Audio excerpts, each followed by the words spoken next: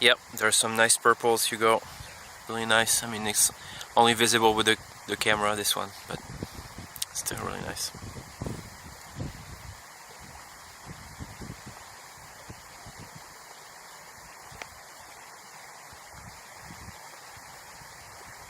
Pretty nice. I hope there's some aurora that comes close to the comet so that I can photograph it and time-lapse it.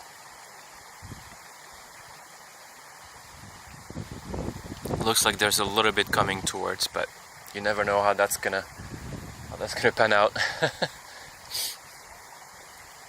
I already think it's a chance to get aurora close enough to the comet. So let's see how things are going.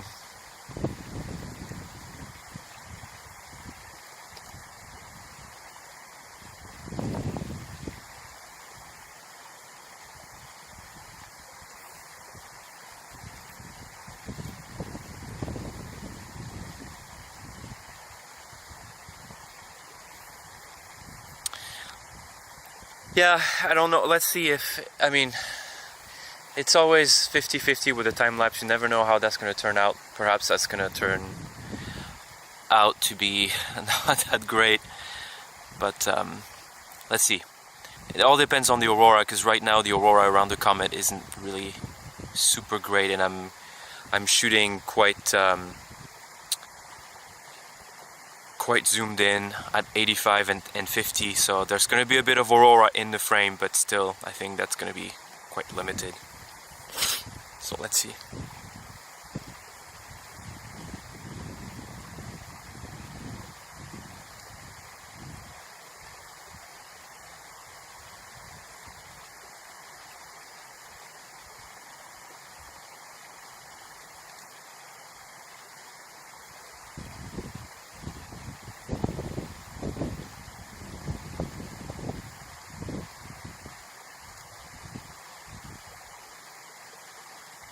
I'm actually gonna, I think I'll do something. Hey, yeah, back in business. I think I will, with the other time lapse, I will just, I'll be right back, guys.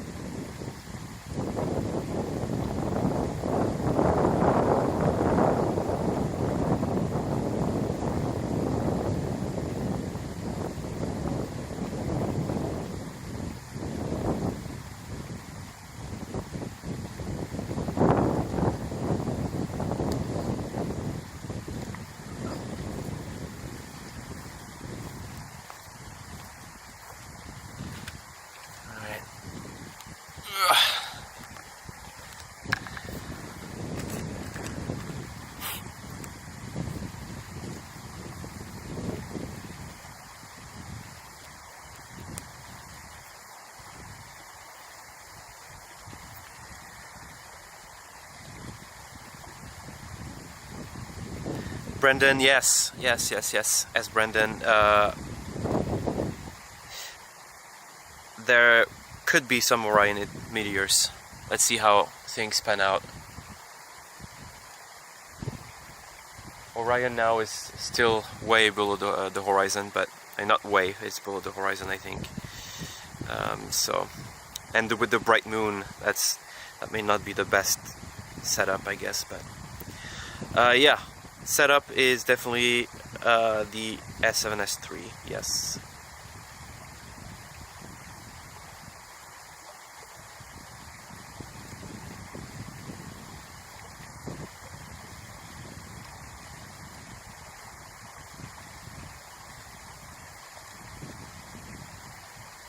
Hey Dan, yeah, that would be awesome. That would be great to catch it live. That would be just epic.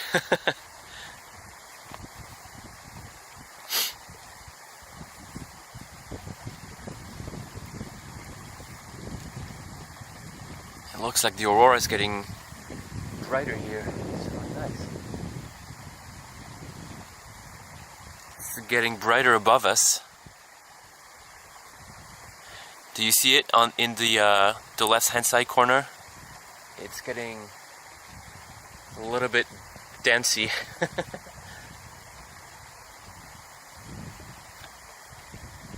Yeah, we might actually get a little something. Maybe. That'd be epic. Yeah, it looks like it's getting much brighter now. Alright guys, we might be in for I don't know, let's see.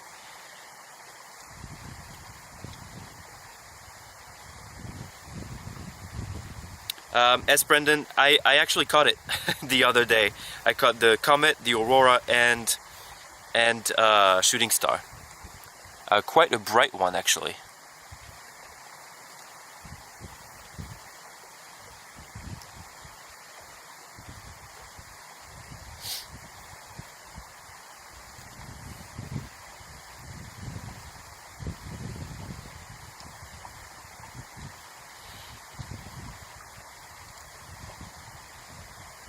Yeah, we're getting a bit more aurora now, so it's definitely nice to see.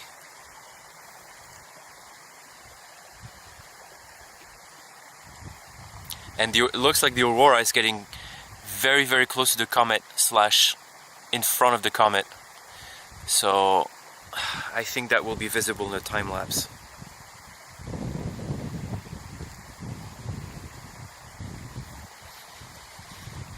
Perfect. Now if we could just get a little brighter, that would be just perfect. So that it's a bit more visible in the time lapse as well. That'd be epic.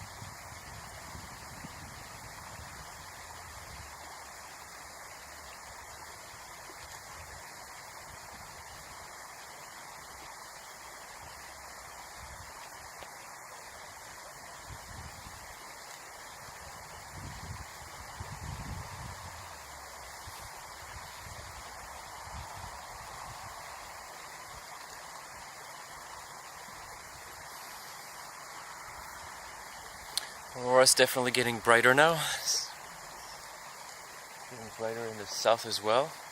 Oh, sorry, in the east.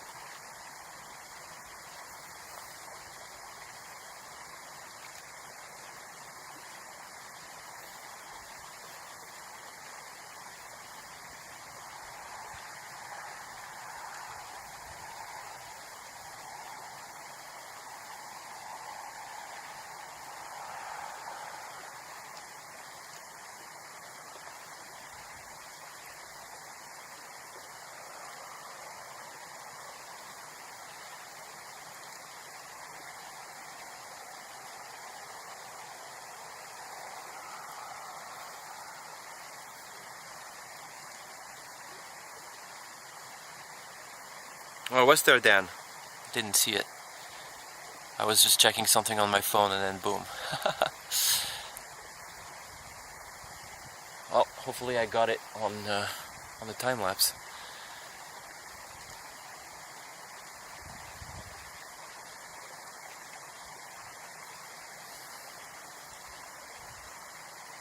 And it looks like the aurora is finally getting a little bit brighter now.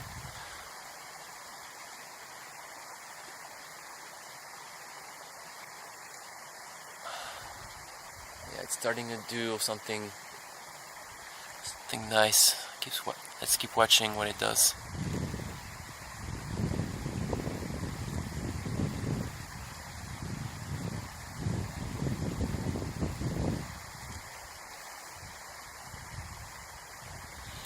Dan, I traveled literally like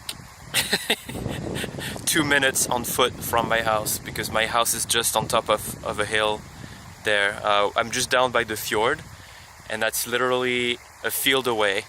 So it's just for me to cross the field on foot, and then I'm here on the beach. And yeah, I still had to carry like all the tracker, all the cameras and everything, but you know, pretty much used to it by now.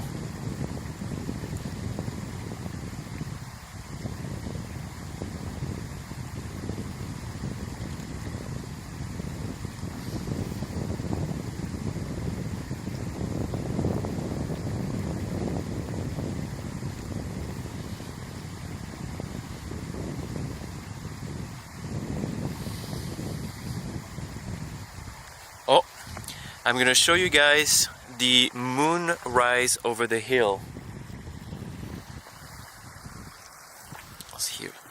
Here's the aurora, here's the hill, and here is the moon just peeking through above the hill right there. And we're gonna get drowned in the moonlight in just a few minutes. I think you can see the shadow is disappearing, and the light is just about to say hi to us in the moonlight. Super nice. It's getting brighter and brighter.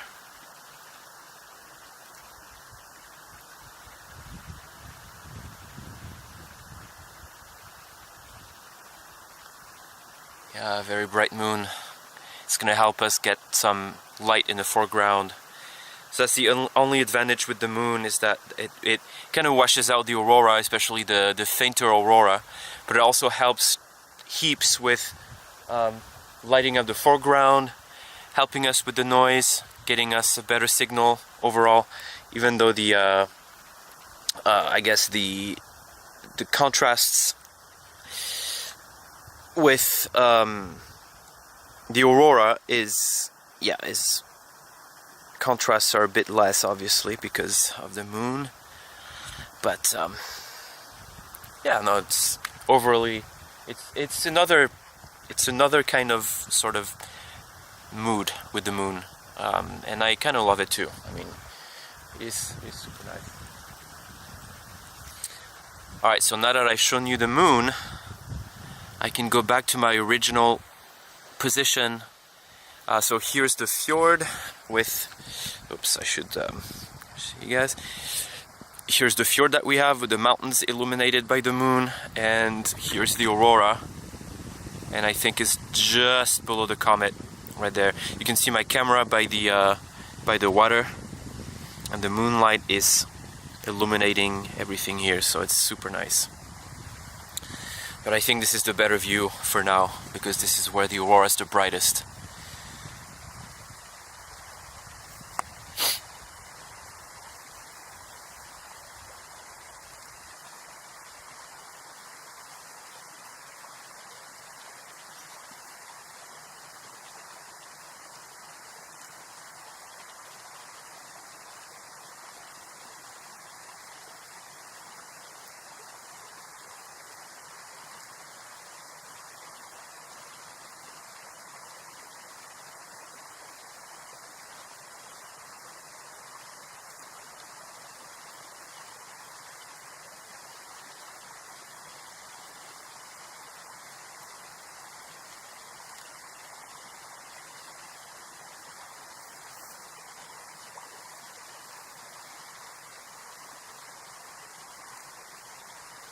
Yeah, I love that ripple effect, definitely. Almost looks like a little picket fence. Which is not picket fence aurora, by the way, but it just looks like it. Now, where's the comet?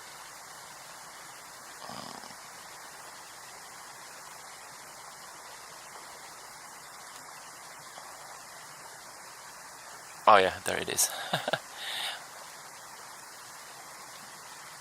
It's almost very hard to see with the moon and with the light in the landscape. Everything is getting... Actually, what I can do is, now that there's moonlight, I can decrease the blacks a little bit.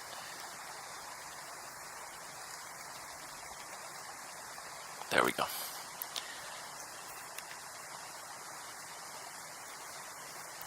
That should higher up the contrasts just a notch.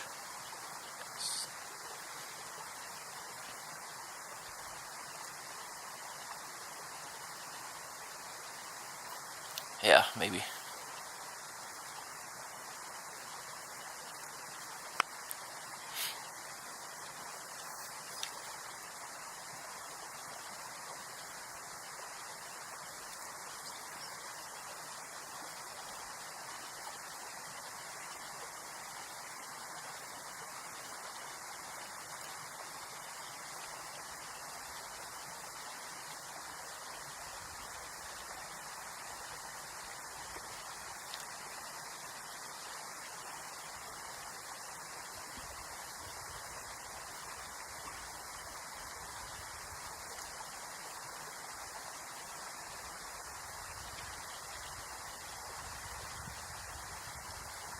Ooh, the aurora is getting closer and closer to the comet.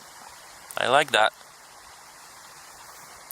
That'd be awesome if everything appears in the frame with the... I mean, it's 50 mil, but still. Maybe at least the base of this band will appear in the time lapse.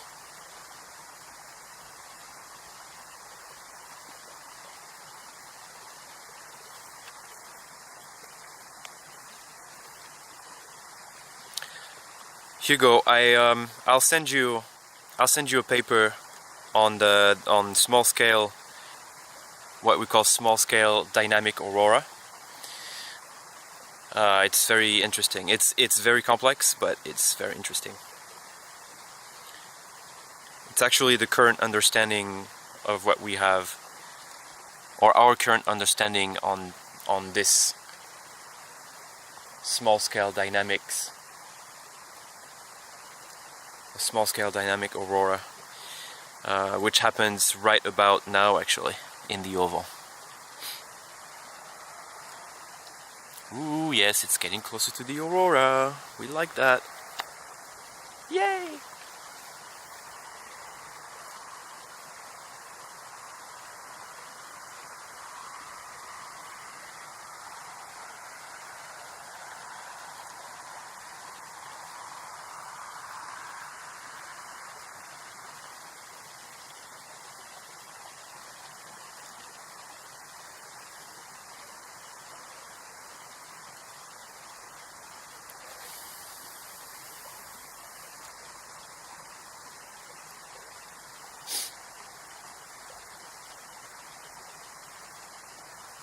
Oh, it's getting stronger in the east, guys. It's getting stronger in the east again. Yay! I can show you. I think we get some pillars here in the east. You can see the band here in the south. And here it's getting stronger in the east.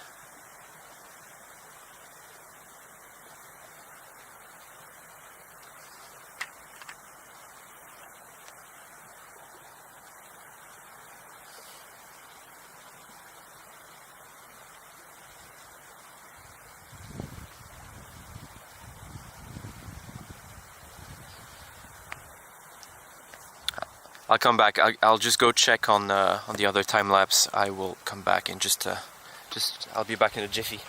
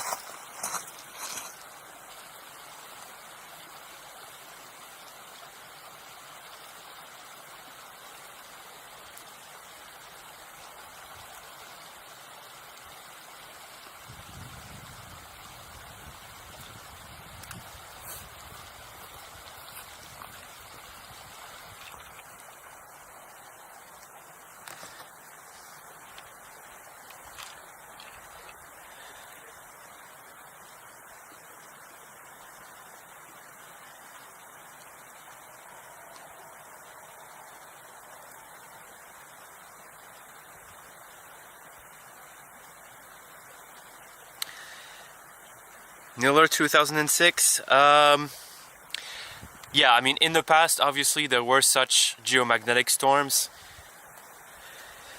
Maybe you didn't see it, but it was definitely seen in Denmark like this before, I assure you. It's just that we don't have records, and maybe at the time, it was probably 20, 30 years ago, they were much fewer people with cameras and everything, but I can assure you that it was seen overhead in Denmark many times before. So it's, I mean, it is rare, but it's not like it never happens.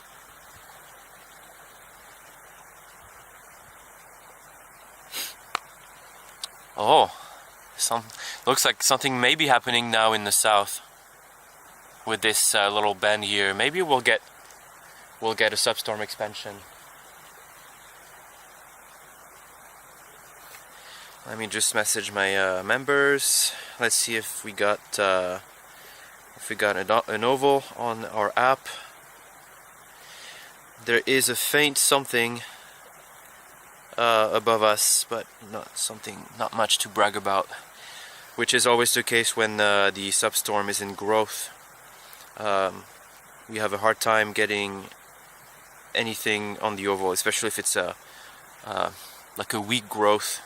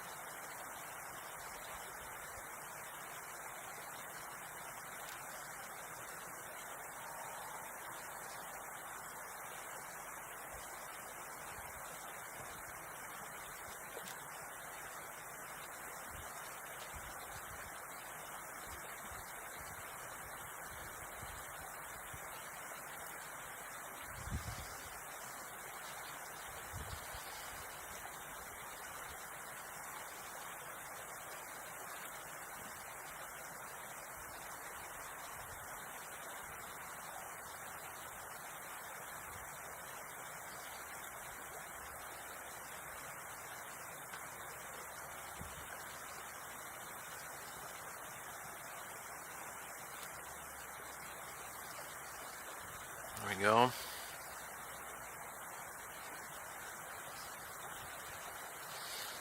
Alright, I'm going to show you the other side, which looks to be a bit more active maybe.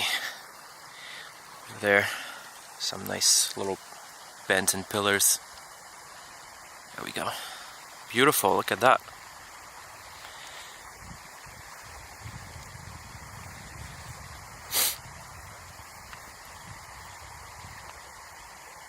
Nice.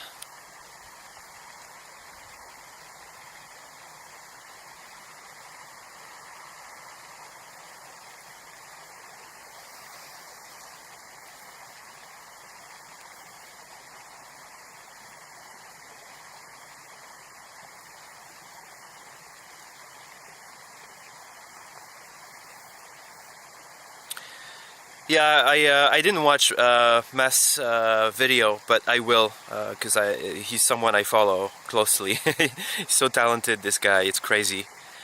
But yeah, no, I haven't had time to watch, but I'll definitely watch his vlog. Niller, it is rare to see it here in Denmark.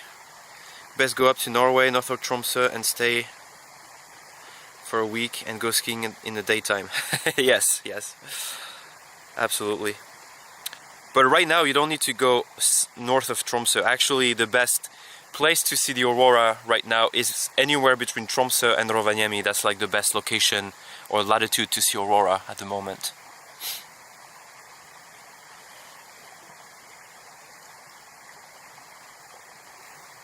Alright, I'm gonna go get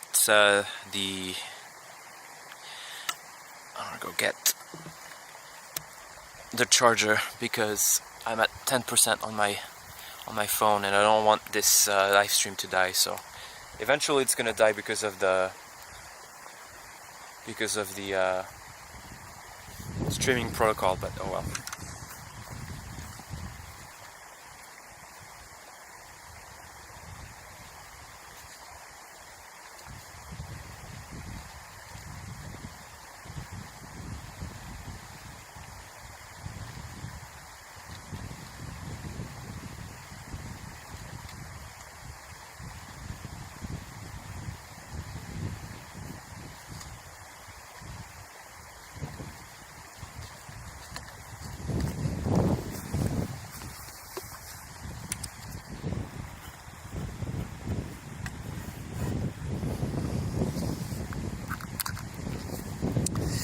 There we go.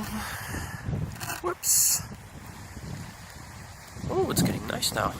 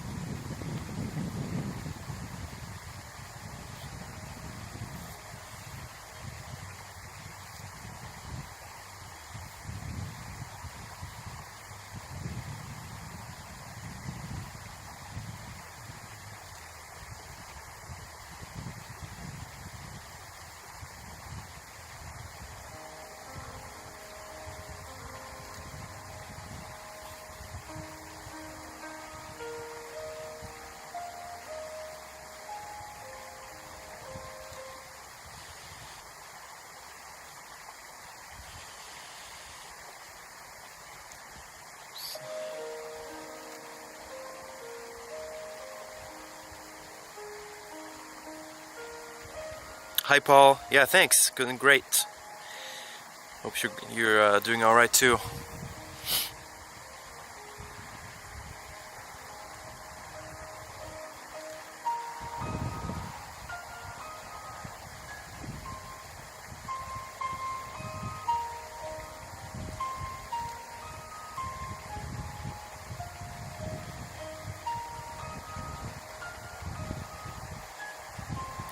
Thanks, Paul. So you're really touching on an important subject, I think, and it is the appearance of the aurora in terms of latitude.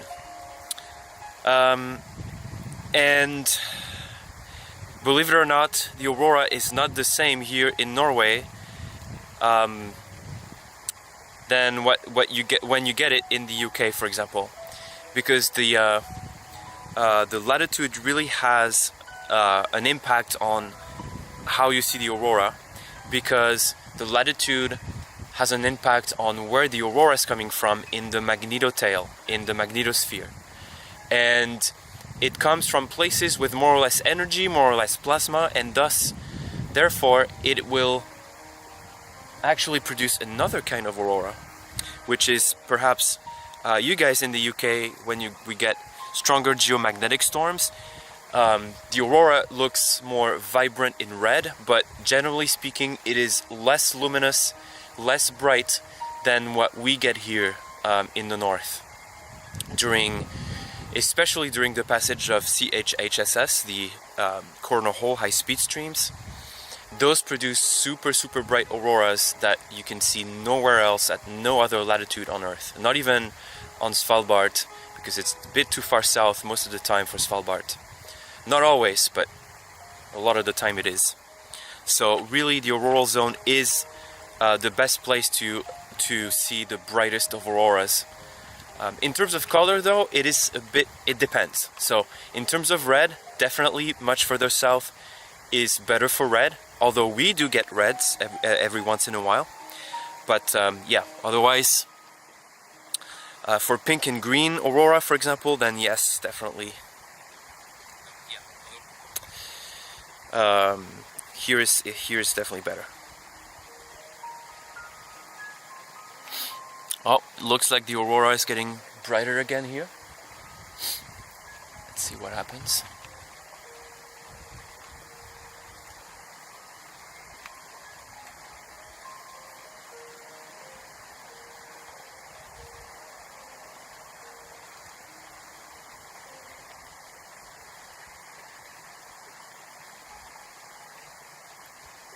Yeah, Paul, absolutely. So there's also the matter of the perspective on the aurora. Depending on if you see the aurora edge on or if you see the aurora from below, then colors may mix, and also they may just mix naturally. For example, you can get the nitrogen at the same altitude as the oxygen green and oxygen red sometimes, and that creates like a weird mix of colors. So most of the time when the aurora is quiet and when geomagnetic conditions are quiet, you don't get a lot of mixing. You get aurora in layers because there's just not a lot of energy. Colors are pretty much respecting the density gradients in the atmosphere. But during intense geomagnetic activity, you get a lot of downward minus charges precipitation, electrons, right? And so as a result, you create what we call updraft, and that creates like upward currents of positive charges like ionized nitrogen, and ionized nitrogen can grow up, but glow blue, a deep blue, and that mixes that comes into the mix of colors, and that can actually alter the color of the green, that can alter the color of the red. You know, it has different consequences, and it also produces this deep blue color that you see sometimes on the very top of the aurora when the ionized nitrogen gets into the sun, into sunlight, and gets energized by the UV rays.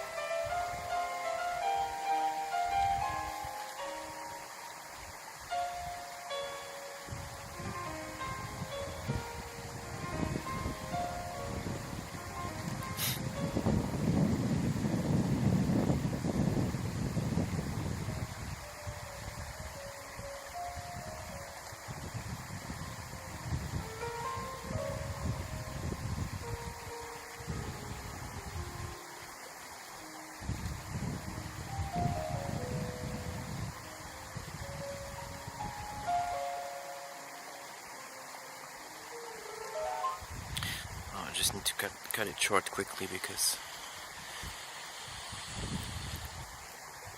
let's hope the live stream is not gonna cut. We're approaching the 40-minute mark, and usually around the 40-minute mark, 45-minute mark, the live stream just cuts off just by itself, and that's really annoying. I still haven't found the source of the problem. I'm looking for solutions, but it's really annoying. But that's just how it is. So I'm just have to cut the music for a little bit. Although it was nice, I always watch the aurora with a bit of Chopin and classical music. It always enhances the experience, in my opinion. Sort of like in communion with nature and the sky and the sounds of nature. Just absolutely love it.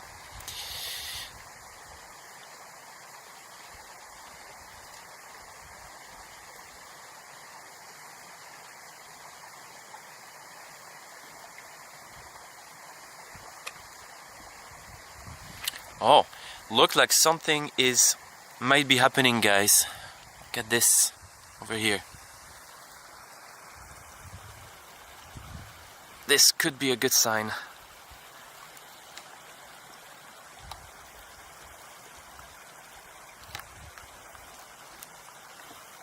This could be a really good sign. I hope the live stream is not gonna cut off now. That would be a shame. But if we could get a little expansion, or a little show, that would be epic.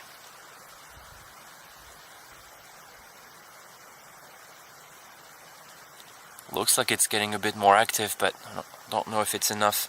I don't know if there's enough energy in the tail right now to produce substorm expansion. Could be.